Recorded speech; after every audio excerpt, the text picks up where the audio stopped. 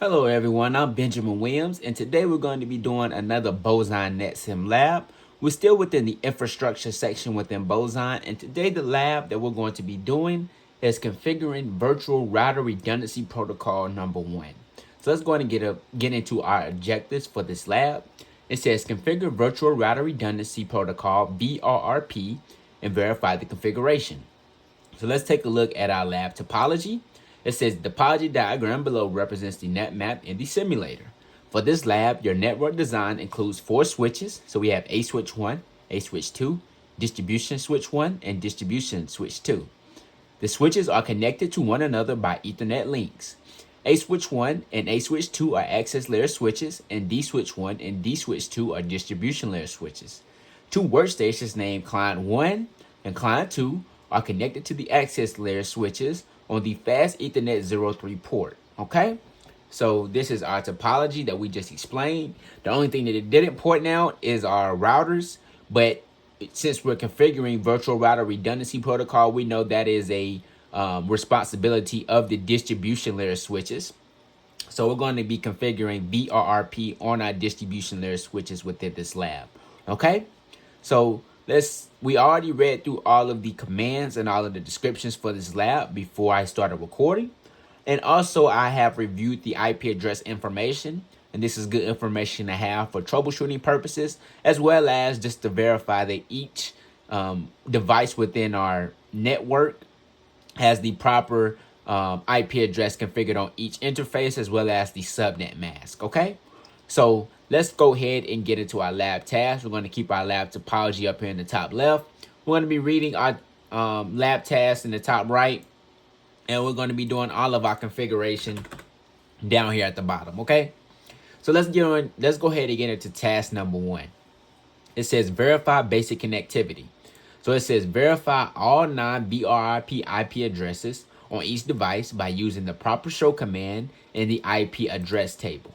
So let's go ahead and do that. Let's start on router 1. So I'm going to scroll down right here to our IP address table so we can confirm everything.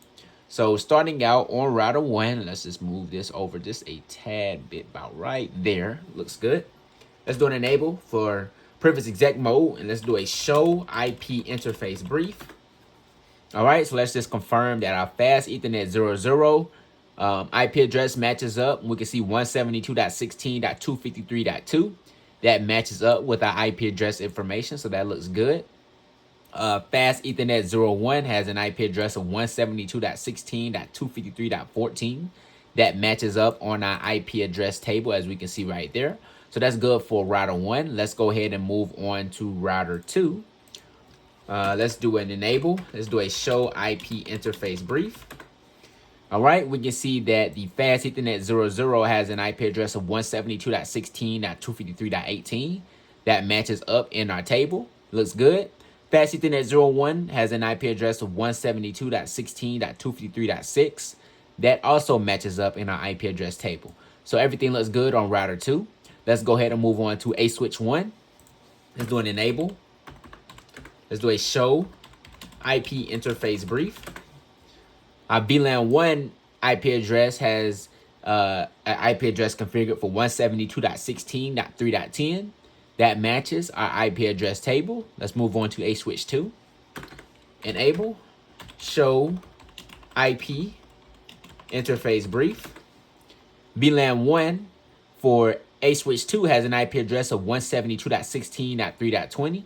That matches up in our IP address table. Let's move on to D switch 1. Let's do an enable. Let's do a show IP interface brief.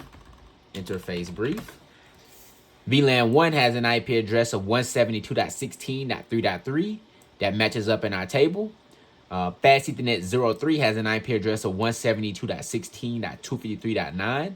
That matches up in our IP address table. Fast Ethernet 04 172.16.253.5. That matches up in our table.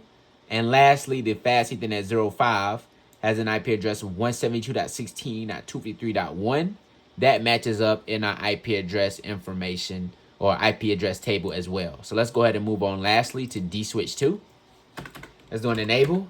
Let's do a show IP interface brief. VLAN 1 has an IP address of 172.16.3.2. That matches up in our IP address table. Fast Ethernet 03 has an IP address of 172.16.253.10. That matches up. The Fast Ethernet 04 has a .17. It has the same 172.16.253. It's .17 though. So that matches up in our table. And lastly, the Fast Ethernet 05 has an IP address of 172.16.253.13. And that matches up as well. So everything looks to be correct. All right.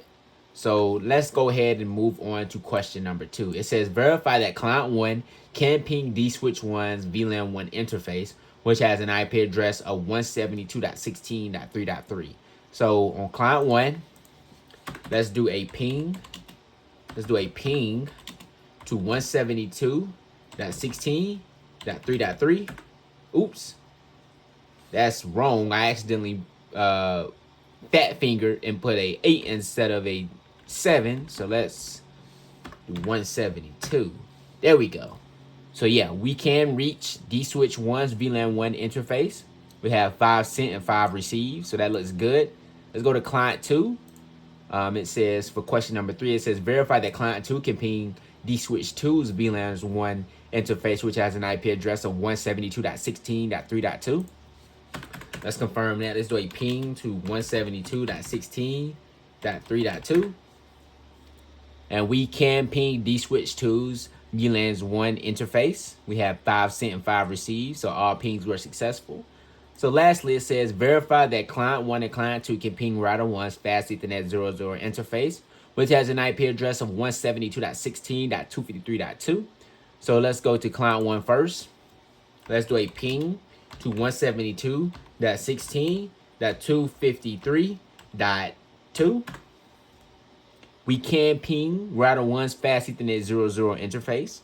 We have 5 sent and 5 received for our ping, so all of them were successful.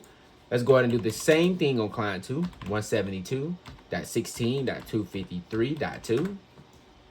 And we can ping from client 2 as well to reach router 1's Fast Ethernet 00. We have 5 sent and 5 received. So everything looks good for task number 1.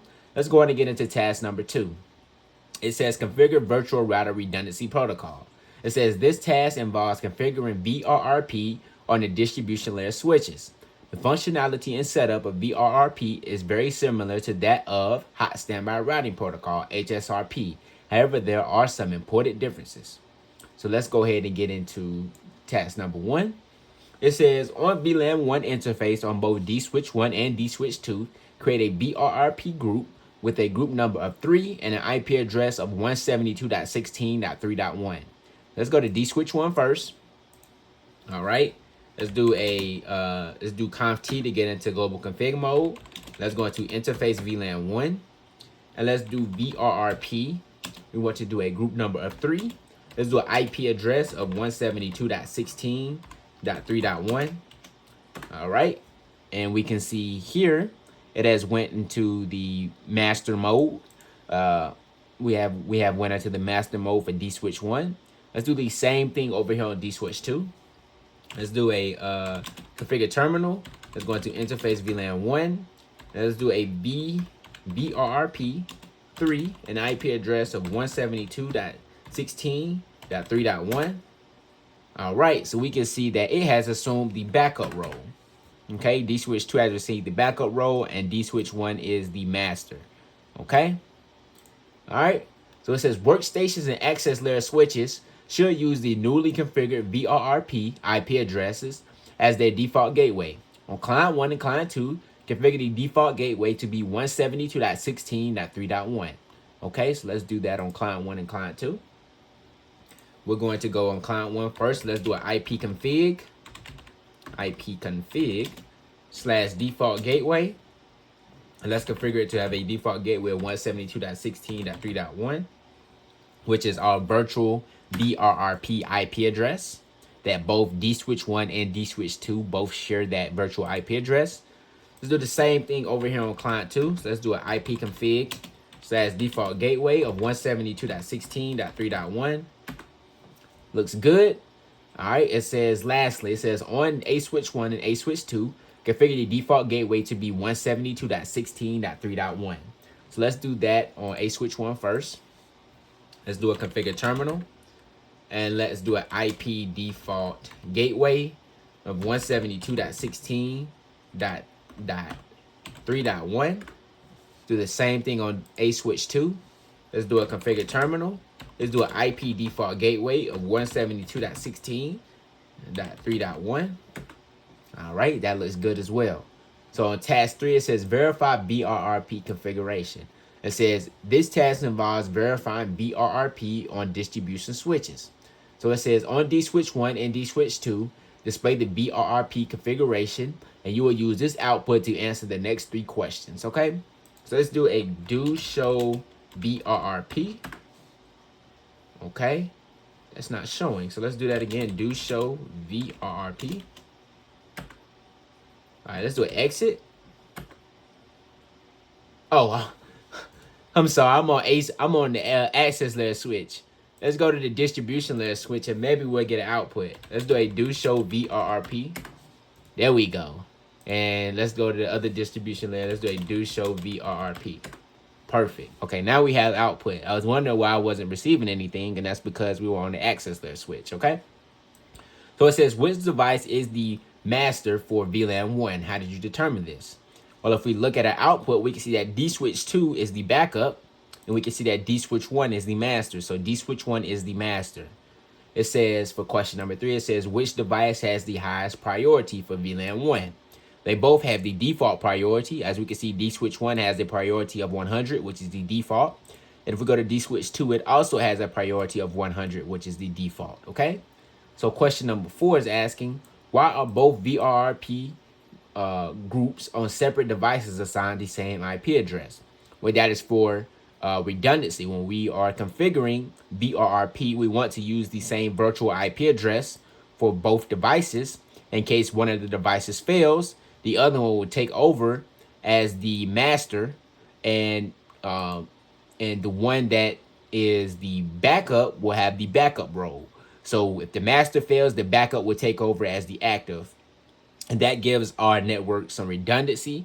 So if our clients need to still get out to the internet and one of our VRRP routers goes down, we have another one that will take over as the master, and our end devices will still be able to communicate out to the internet. And if that's the case, we will have no end client people calling us saying that the network is down, basically. Okay. So question number 5 is saying, is a group number required in order for VRRP to be configured? Yes, it is, and we can confirm that. It says a group number is required in order for VRRP to be configured. So we just confirmed that. It says, what is the number range that can be used when VRRP group is assigned? I believe you can go from 1 to 254, but let's confirm that. Okay, so it's 1 to 255, so I was 1 off. So 1 to 255.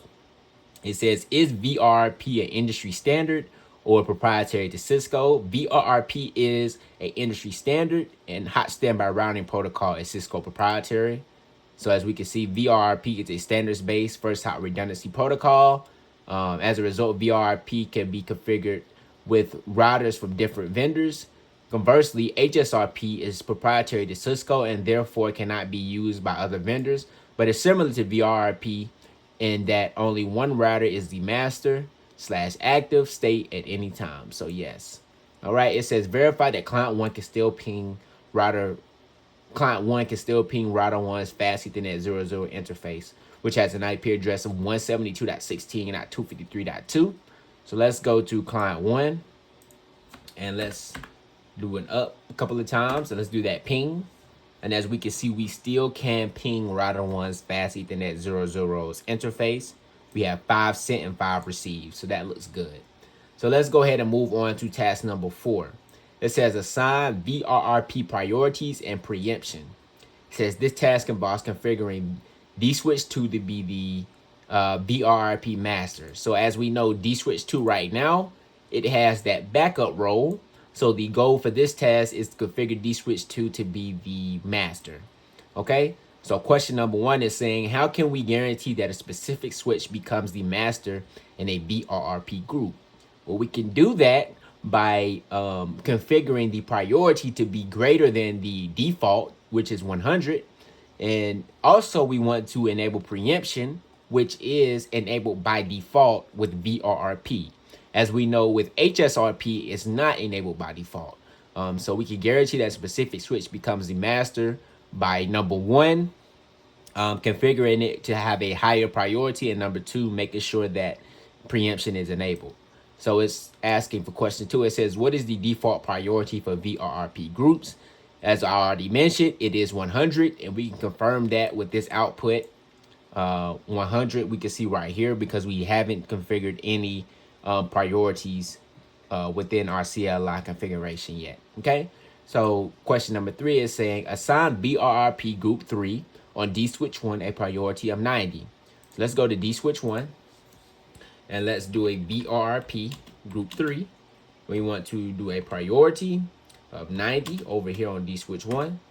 And as we can see, as soon as we did that, it has went into the backup role because now D switch 2 has a higher priority than D switch 1. And like I said, with VRRP, preemption is enabled by default. So as soon as we put in that CLI command, it has went into the backup role.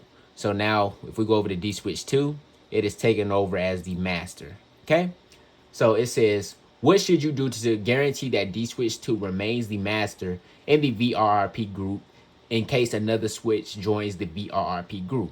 Well, like I said, we need to configure it with a higher priority than the default. Okay, so step number 5, it says, assign VRRP group 3 on D switch 2 a priority of 120. So let's go ahead and do that now. Let's do VRRP 3. Let's give it a priority of 120. Hit enter. All right, it says verify that priorities are configured correctly.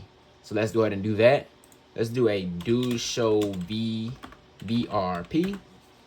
So we can see that D switch 2 has a priority of 120. That's what we configured. Let's confirm on D switch 1. Let's do show VRRP. We can see D switch 1 has its priority of 90. So that looks good. So it says, has D switch 1 become the master for VRRP group 3? If not, why? Well, it has. As we can see from the output, it is the master. And the reason that it has is because it has a higher priority than D switch 1. And also, like I said, preemption is enabled by default with VRRP. Okay, so the next question, it says, do you need to enable preemption on VRRP group 3 for D switch 1 and D switch 2? No, we don't, because as I just explained, it's enabled by default. Okay, so question 9, it says, verify the connectivity still exists on client 1 and client 2 by issuing a ping to router 1's fast Ethernet 00 interface, which has an IP address of 172.16.253.2 from both workstations. Okay, so let's do that. Let's do a ping to router 1's fast Ethernet 00 interface, and we can see we're getting successful replies. So 5 sent and 5 received. That looks good. Let's confirm on client 2. Let's do a ping to 172.16.253.2. And we are getting replies from client 2 as well to router 1's fast Ethernet 00 interface. So connectivity still exists. So it looks like we're at the end of this lab. So let's go ahead and hit grade, and hopefully we did everything correctly. And we did. So I appreciate you guys for watching this one, and I'll see you in the next one.